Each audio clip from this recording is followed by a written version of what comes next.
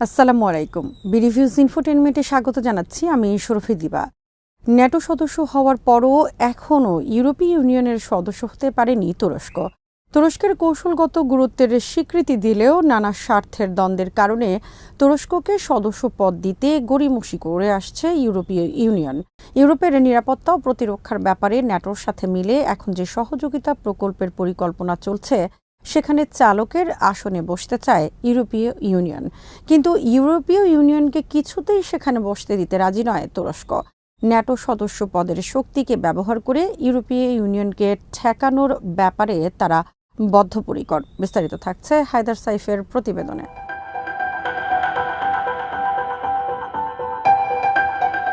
ইউরোপের নিরাপত্তা বিষয়ে আঙ্কারার দৃষ্টিভঙ্গি তুলে ধরে একটি প্রতিবেদন প্রকাশ করেছে তুরস্কের প্রতিরক্ষা মন্ত্রণালয়। ইউরোপীয় ইউনিয়নের প্রতিরক্ষা কৌশলের ব্যাপারে তুরস্কের নীতি কী, তা এই প্রতিবেদনে উঠে এসেছে। ইউরোপে প্রতিরক্ষা ও সামরিক নীতি গ্রহণের বিষয়ে ইউরোপীয় ইউনিয়ন যে কেন্দ্রীয় এবং প্রধান ভূমিকা নেওয়ার চেষ্টা করছে, এই প্রতিবেদনে তাকে প্রতিহত করার প্রতিশ্রুতি ব্যক্ত করেছে তুরস্ক।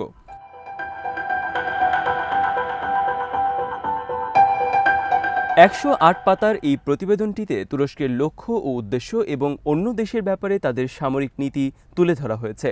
প্রতিরক্ষামন্ত্রী ইয়াসার গুলের স্বাক্ষরিত এই প্রতিবেদনে জোর দিয়ে বলা হয়েছে, ইউরোপীয় ইউনিয়নের যে নিরাপত্তা চাহিদা তা মেটানোর ক্ষেত্রে ন্যাটোকে অবশ্যই প্রধান দায়িত্বে থাকতে হবে।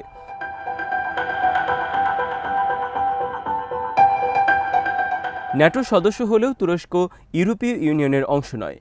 ন্যাটো সদস্য পদের শক্তিকে ব্যবহার করে ইউরোপের প্রতিরক্ষা নীতির উপর আরও বেশি প্রভাব বিস্তারের চেষ্টা করে যাচ্ছে তুরস্ক।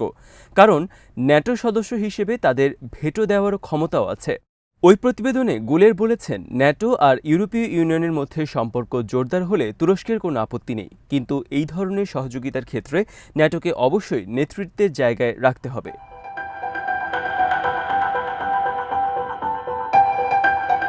এই প্রতিবেদনে তুরস্কের ভবিষ্যৎ পরিকল্পনার প্রতিফলন রয়েছে। বিশেষ করে প্রেসিডেন্ট রিসেপ তাইপ এরদোয়ান যে তুরস্কের শতাব্দী ঘোষণা করেছেন, তারই প্রতিফলন এই প্রতিবেদনে দেখা যাচ্ছে।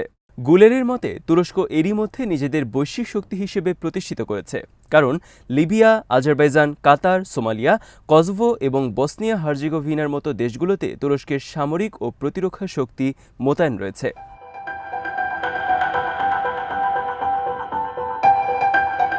নিরাপত্তা ও প্রতিরক্ষার ক্ষেত্রে আরও স্বাধীন নীতি গ্রহণ করতে চায় ইউরোপীয় ইউনিয়ন। কিন্তু অনেক গুরুত্বপূর্ণ ইস্যুতে তুরস্ক আর ইউরোপীয় ইউনিয়নের অবস্থান সম্পূর্ণ বিপরীত মেরুতে।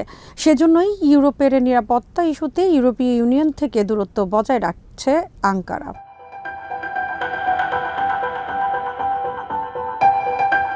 তুরস্ককে ঠিকই কৌশলগতভাবে গুরুত্বপূর্ণ দেশের স্বীকৃতি দেয় ইউরোপীয় ইউনিয়ন, কিন্তু আঙ্কারার সরকারের কিছু পদক্ষেপকে তারা আঞ্চলিক শান্তি, নিরাপত্তা ও স্থিতিশীলতার জন্য হুমকি হিসেবে চিহ্নিত করেছে। বিগত বছরগুলোতে ইউরোপীয় ইউনিয়নের বিভিন্ন প্রতিষ্ঠানের প্রকাশিত প্রতিবেদনে তুরস্কের ব্যাপারে এই দৃষ্টিভঙ্গি উঠে এসেছে।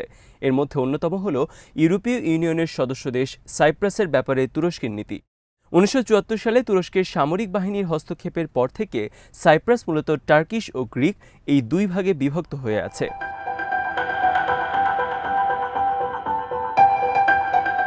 ইউরোপীয় ইউনিয়নের আরেকটি উদ্বেগের কারণ হল লিবিয়ায় বিবাদরত একটি গ্রুপকে তুরস্কের সহায়তা এবং অস্ত্র সরবরাহের সিদ্ধান্ত। ইউরোপীয় ইউনিয়নের মতে, তুরস্ক সেখানে একতরফা পদক্ষেপ নিয়েছে। এই সব পদক্ষেপের ক্ষেত্রে জাতিসংঘের নিষেধাজ্ঞা লঙ্ঘিত হয়েছে বলেও অভিযোগ করছে তারা। এর কারণ হল, ইউরোপীয় ইউনিয়ন লিবিয়াতে অপারেশন ইরিনি পরিচালনা করছে। এই কর্মসূচির লক্ষ্য হল আন্তর্জাতিক জলসীমায় লিবিয়া যাতে কোনো ধরনের অস্ত্র সহায়তা না পায় তা নিশ্চিত করা।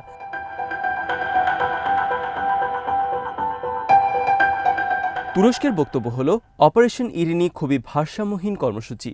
তুরস্ক লিবিয়ায় যে গোষ্ঠীকে সমর্থন করে, এই কর্মসূচির অধীনে তাদেরকে প্রধান টার্গেট করা হয়েছে।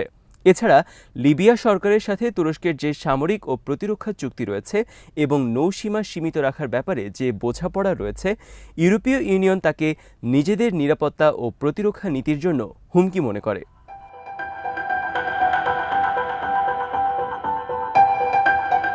পূর্ব ভূমধ্যসাগর ও এজিয়ান সাগরে তুরস্কের সামরিক অবস্থানকেও আগ্রাসী মনে করে ইউরোপীয় ইউনিয়ন। ওই অঞ্চলে কিছু এলাকার উপর তুরস্ক নিজেদের সার্বভৌমত্ব দাবি করে আসছে। এই এলাকা নিয়ে উত্তেজনা সাম্প্রতিককালে কিছুটা কমে আসলেও মূলত এটাই তুরস্ক আর ইউরোপীয় ইউনিয়নের বিবাদের প্রধান কারণ। এখানকার বিতর্কিত এলাকাগুলোর সার্বভৌমত্বের প্রশ্নে ইউরোপীয় ইউনিয়ন সবসময় তাদের সদস্য দেশ গ্রিস আর সাইপ্রাসের পক্ষ নিয়ে তুরস্কের বিরোধিতা করেছে।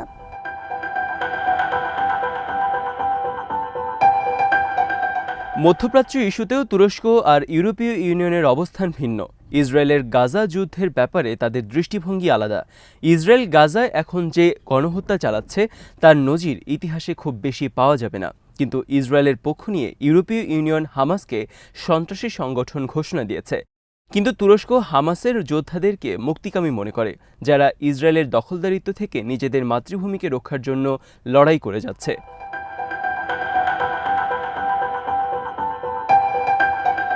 ইউরোপীয় ইউনিয়নের মতো তুরস্ক ইউক্রেনে রাশিয়ার অভিযানের নিন্দা করেছে। ইউক্রেনের সার্বভৌমত্ব ও আঞ্চলিক অখণ্ডতার প্রতি সমর্থন জানিয়েছে আঙ্কারা। কিন্তু ইউরোপীয় ইউনিয়ন যেভাবে যুক্তরাষ্ট্রের অন্ধ অনুকরণে রাশিয়ার উপর নিষেধাজ্ঞা দিয়েছে, তুরস্ক সেটা করেনি। বরং নিষেধাজ্ঞা এড়ানোর ব্যাপারে তুরস্ক মস্কোকে সাহায্য করেছে।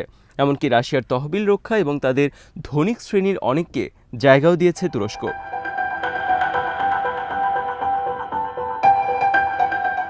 তুরস্কের বিরুদ্ধে ইউরোপীয় ইউনিয়নের অন্যতম অভিযোগ হল এরদোয়ান সরকার সংঘবদ্ধ অপরাধী চক্রকে অর্থ পাচারের ক্ষেত্রে সাহায্য করছে। এদের অনেকেই তুরস্কে আশ্রয় নিয়েছে, এমনকি অনেককে তুরস্কের নাগরিকত্ব দেওয়া হয়েছে বলেও অভিযোগ রয়েছে ইউরোপীয় ইউনিয়নের। তুরস্কের এই পদক্ষেপ তারা ইউরোপের জন্য হুমকি মনে করে।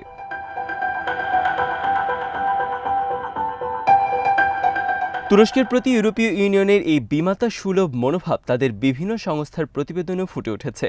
ইউরোপীয় union agency for law enforcement cooperation বা ইউরোপোলের সাম্প্রতিক এক প্রতিবেদনে অভিযোগ করা হয়েছে, প্রেসিডেন্ট এরদোয়ানের ২২ বছরের শাসনামলে তুরস্ক কার্যত অপরাধী সিন্ডিকেটের কেন্দ্র হয়ে উঠেছে। ইউরোপের নিরাপত্তা ও সুরক্ষার জন্য এটাকে মারাত্মক হুমকি হিসেবেও প্রতিবেদনে উল্লেখ করা হয়েছে।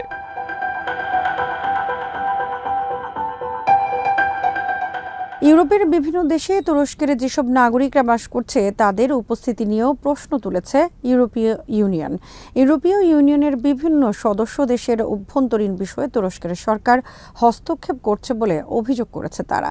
ইউরোপীয় ইউনিয়ন অভিযোগ করেছে এরদোয়ান সরকারের ব্যাপারে যারা সমালোচনা করে সেই সব সাংবাদিক ও অধিকার কর্মীদের উপর তুরস্ক নজরদারি করছে।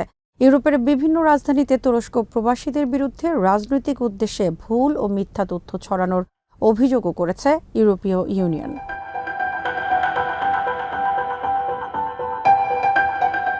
ইউরোপীয় ইউনিয়নের এইসব অভিযোগকে যুক্তরাষ্ট্র নিজের জন্য চ্যালেঞ্জ মনে করে। কিন্তু তুরস্ক বিশ্বাস করে মার্কিন নেতৃত্বাধীন ন্যাটো জোটের মধ্যে ইউরোপীয় ইউনিয়নের চেয়ে তাদের অবস্থান বেশি শক্তিশালী। ন্যাটো সদস্যের শক্তিকে ব্যবহার করে তুরস্ক এর আগেও ইউরোপীয় ইউনিয়নের বিরুদ্ধে জোরালো অবস্থান নিয়েছে। সুইডেন এবং ফিনল্যান্ডের ন্যাটো সদস্যপদের ব্যাপারে তুরস্ক তাদের ভেটো ক্ষমতা ব্যবহার করেছিল, কারণ আঙ্কারা কর্তৃক সন্ত্রাসী ঘোষিত বিভিন্ন গোষ্ঠীকে আশ্রয় দিয়েছিল এই দুই দেশ। পরে তুরস্কের শর্ত মেনে নেওয়ার পর তাদের সদস্যপদের প্রতি সমর্থন দেয় আঙ্কারা।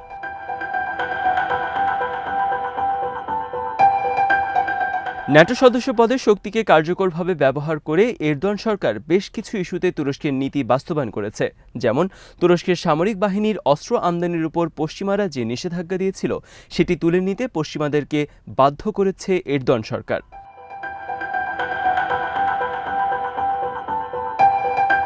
ইউরোপীয় ইউনিয়নের সদস্য হওয়ার জন্য তুরস্ক আবেদন করেছে, কিন্তু এখনও তাদেরকে সদস্যপদ দেওয়া হয়নি।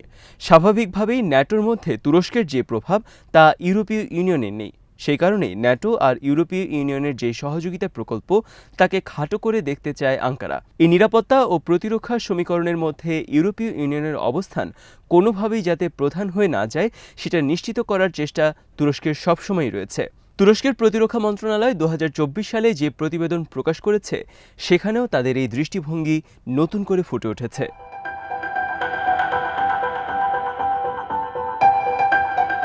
আজ এখানেই শেষ করছি। সমরাস্ত্র প্রতিরক্ষা কূটনীতির নানা তথ্য জানতে চোখ রাখুন বিডিভিউজ ইনফোটেইনমেন্টে। চ্যানেলটি ভালো লাগলে সাবস্ক্রাইব করুন, সংযুক্ত থাকুন আমাদের ফেসবুক পেজে। আল্লাহ হাফেজ।